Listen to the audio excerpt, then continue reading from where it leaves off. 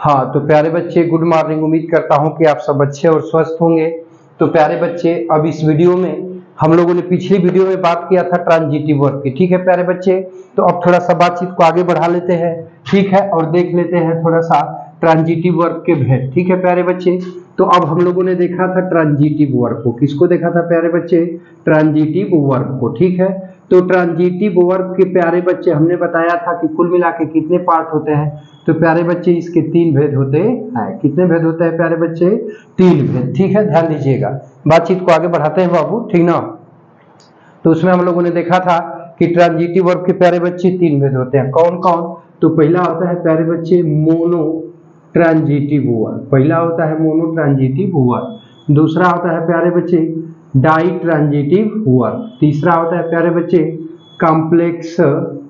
Complex transitive verb. ठीक है प्यारे बच्चे, तो जो है कि आपका ट्रांजिटिव वर्ब के कुल कितने भेद होते हैं प्यारे बच्चे? तो 3 भेद। पहला होता है मोनो ट्रांजिटिव वर्ब, दूसरा होता है डाई ट्रांजिटिव वर्ब, और तीसरा होता है कॉम्प्लेक्स ट्रांजिटिव वर्ब। ठीक है प्यारे बच्चे, तो बातचीत को आगे बढ़ाएंगे हम लोग। तो अब थोड़ा सा समझते हैं कि मोनो ट्रांजिटिव वर्ब किसे कहते हैं। ठीक है प्यारे बच्चे, ध्यान से समझिएगा। ठीक है, इसका स्क्रीनशॉट ले लीजिए। ठीक है, चलिए हो गया ना। तो अब पहले देखते हैं कि मोनो ट्रांजिटिव वर्ब हम किसे कहते हैं। ध्यान दीजिएगा। ठीक है, मोनो ट्रांजिटिव वर्ब, देखिए मोनो ट्रांजिटिव वर्ब। ठीक है प्यारे बच्चे, अब किसे कहते हैं ध्यान दीजिएगा। तो वह वर्ब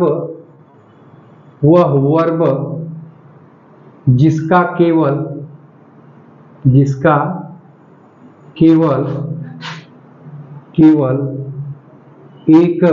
ऑब्जेक्ट होता है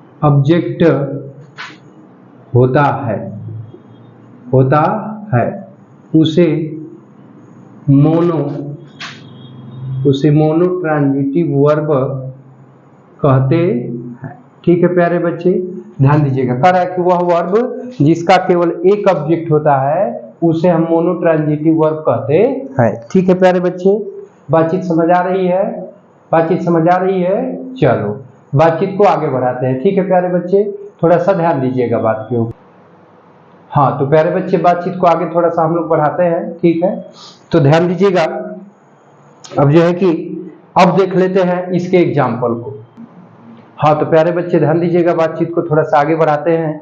ठीक है, तो देखिए मोनो ट्रांजिटिव वर्ब का मतलब क्या हुआ? वह वर्ब जिसका केवल एक ऑब्जेक्ट होता है उसे मोनो ट्रांजिटिव वर्ब कहते हैं। जैसे ध्यान से समझिएगा। ठीक है प्यारे बच्चे, जैसे में देखिए, जैसे बोल दिया जाए कि द कैट किल्स। ध्यान दीजिएगा, कई चीजें यहाँ समझेंगे। बोल दिया जाए द कैट किल्स। ठीक है, बिल्ली मारती है। ठीक है प्यारे बच्चे, तो अब ध्यान से समझिएगा। देखिए, तो अभी कैट किल्स कर रहा है प्यारे बच्चे ना, तो मारने का प्रभाव सिर्फ कर्ता बिल्ली के ऊपर अभी पड़ रहा है, तब ये वर्ब कौन सी वर्ब कहलाएगी? तो इंट्रांजिटिव वर्ब कहलाएगी। ठीक है प्यारे बच्चे, लेकिन अब कह दे कि the cat kills a rat. ठीक है, तो बिल्ली एक चूहा मारती है। बिल्ली क्या मारती है? चूहा मारती है। ठीक है प्यारे बच्चे, तो अब मारने का प्रभाव कर्ता बिल्ली के ऊपर तो पड़ ही रहा है, साथ में अन्य व्यक्ति किसके ऊपर पड़ रहा है? व्यक्ति वस्तु, तो ए रैट के ऊपर पड़ रहा है। इसलिए अब किल्स रूपी वर्ब कौन वर्ब कहलाएगी? ट्रांजिटिव वर्ब कहलाएगी। ठीक है, अब देखिए, तो ऑब्जेक्ट की डिफिनीशन क्या होती है? तो कल हमने बताया था कि क्रिया का प्रभाव कर्ता के अतिरिक्त अन्य जिन व्यक्तियों वस्तुओं के ऊपर पड़ता है वे अन्य व्यक्ति वस्तु ही आपके ऑब्जेक्ट कहलाते हैं। तो प्यारे बच्चे, क्रिया है, क्रिया का प्रभाव कर्ता के ऊपर तो पड़ ही रहा है, अन्य व्यक्ति वस्तु किसके ऊपर पड़ रहा है? रैट के ऊपर पड़ रहा है। तो अभी आपके रैट क्या कहलाएगा प्यारे बच्चे? तो ऑब्जेक्ट कहलाएगा। तो अभी कै गो ऑब्जेक्ट है प्यारे बच्चे? तो केवल एक ऑब्जेक्ट है, तो जुड़ी हुई वर्ब है, कौन सी वर्ब कहलाएगी? तो मोनो ट्रांजिटिव वर्ब कहलाएगी। समझ आई बातचीत? अब देखिए, ध्यान से समझिएगा। अब मान लीजिए कह दिया जाए कि मोहन राइट्स, मोहन लिखता है। ठीक है प्यारे बच्चे, तो अब ये राइट्स कौन सी वर्ब है? तो प्यारे बच्चे, इस दशा में इंट्रांजिटिव वर्ब है। ठीक है, लेकिन अब कहते कि Mohan writes a letter, Mohan एक पत्र लिखता है। ठीक है, तो अब बताइए कि लिखने का प्रभाव भाई मोहन के ऊपर तो पड़ेगा ही, साथ में अन्य व्यक्ति वस्तु किसके ऊपर पड़ेगा, तो ए लीटर के ऊपर भी पड़ेगा। ठीक है, तो ए लीटर ऑब्जेक्ट कहलाएगा और ये वर्ब कौन सी वर्ब कहलाएगी, तो ट्रांजिटिव वर्ब कहलाएगी।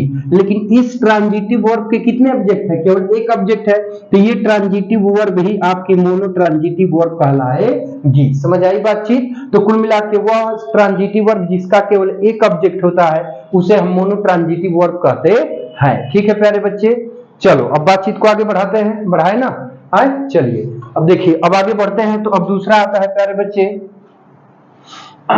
देखिए ध्यान दीजिएगा, देखिए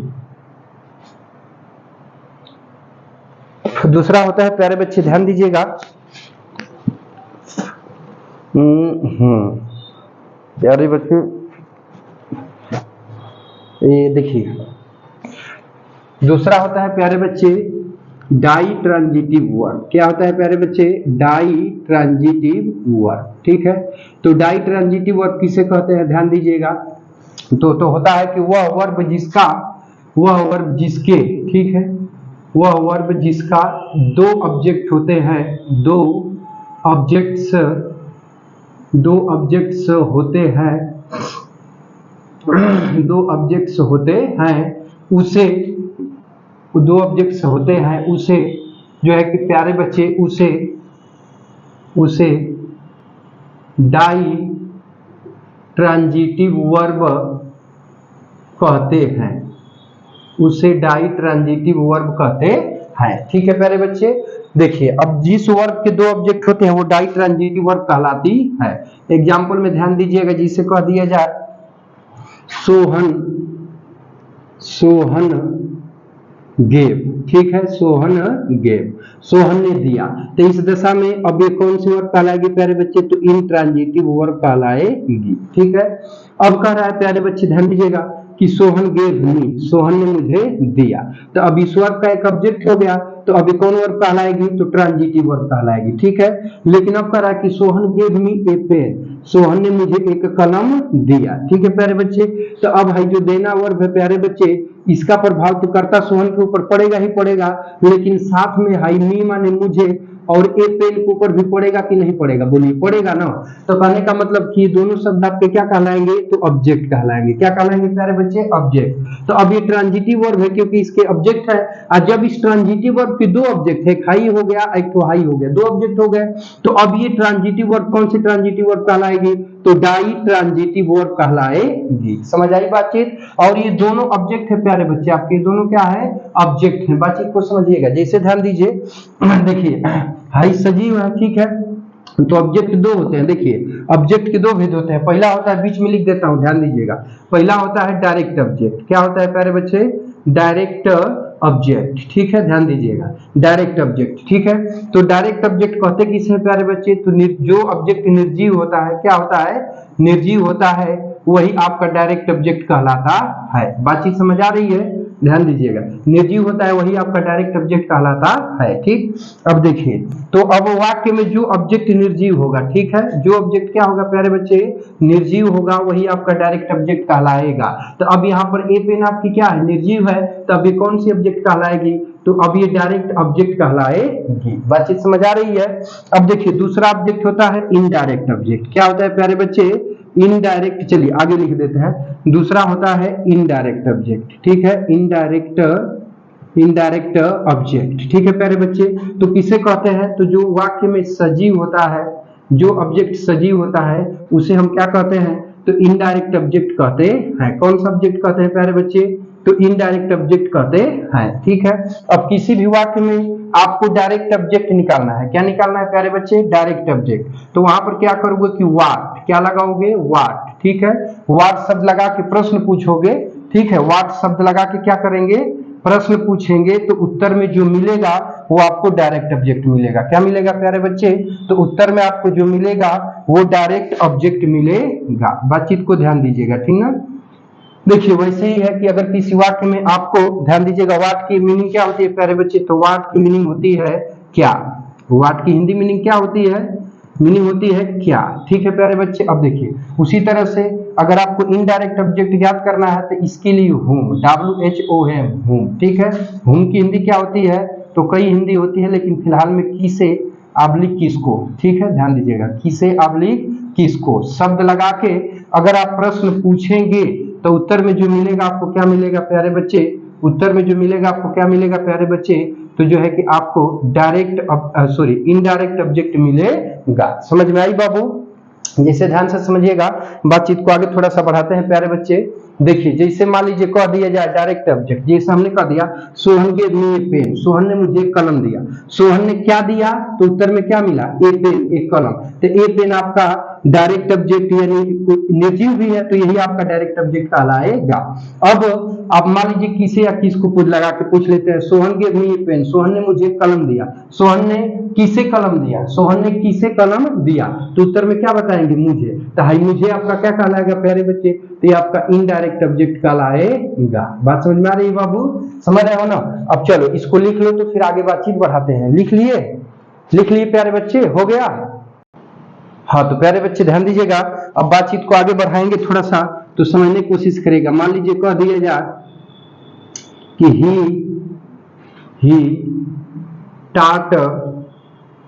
ही टाट अस हिंदी। ठीक है प्यारे बच्चे, ही टाट अस हिंदी। ठीक है, तो देखिए ये वर्ब है, इस वर्ब का प्रयोग जो है इसका देखिए इसका प्रयोग अस के ऊपर भी पड़ेगा और साथ में हिंदी के ऊपर भी पड़ेगा ना बाबू।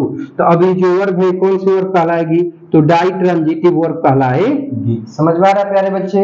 अब देखिए तो अब कहने का मतलब है कि है कौन सा ऑब्जेक्ट है, तो प्यारे बच्चे है क्या है, सजीव है। ये क्या है, सजीव है, तो ये आपका इनडायरेक्ट ऑब्जेक्ट कहलाएगा। ठीक है, और ये आपका क्या है प्यारे बच्चे, तो निर्जीव है, तो ये आपका डायरेक्ट ऑब्जेक्ट कहलाएगा। बातचीत समझ आ रही है। तो कहने का तात्पर्य ये है कि यदि किसी वाक्य में दो ऑब्जेक्ट दिए हो, एक निर्जीव, एक सजीव हो, एक निर्जीव हो, ठीक है, तो वो अब उस वर्ब के दो ऑब्जेक्ट हो गए। जब उस वर्ब के दो ऑब्जेक्ट हो गए तो वो वर्ब आपकी डाई ट्रांजिटिव वर्ब कहलाएगी। समझ में आई बातचीत। तो देखिए ऊपर वाले में इस वर्ब के दो ऑब्जेक्ट थे, यहाँ पर भी इस वर्ब के दो ऑब्जेक्ट थे, वर्ब कौन सी वर्ब कहलाएगी प्यारे बच्चे, तो डाई ट्रांजिटिव वर्ब कहलाएगी। समझ में आ रही है बातचीत।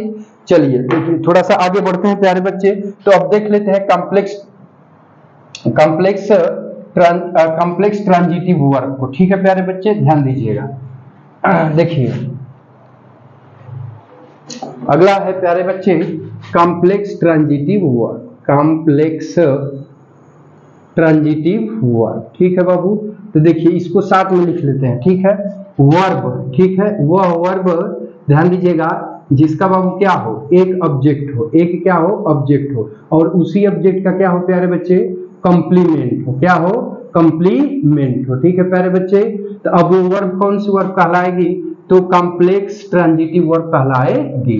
मतलब वह वर्ब जिसका एक ऑब्जेक्ट हो और उसी ऑब्जेक्ट का क्या हो, कंप्लीमेंट हो। तो कंप्लीमेंट जो रहेगा वो आपका ऑब्जेक्ट कंप्लीमेंट रहेगा। कौन सा कंप्लीमेंट रहेगा, ऑब्जेक्ट कंप्लीमेंट रहेगा। तो वो वर्ब ही आपका क्या कहलाएगी प्यारे बच्चे, ध्यान से समझिएगा, तो कॉम्प्लेक्स ट्रांजिटिव वर्ब कहलाएगी। वह वर्ब जिसका एक ऑब्जेक्ट हो और उसी ऑब्जेक्ट का कंप्लीमेंट हो तो वही वर्ब आपकी कॉम्प्लेक्स ट्रांजिटिव वर्ब कहलाएगी। जैसे ध्यान दीजिएगा, जैसे मान लीजिए हमने कहा यहाँ पर बाबू कि सोहन काल्ड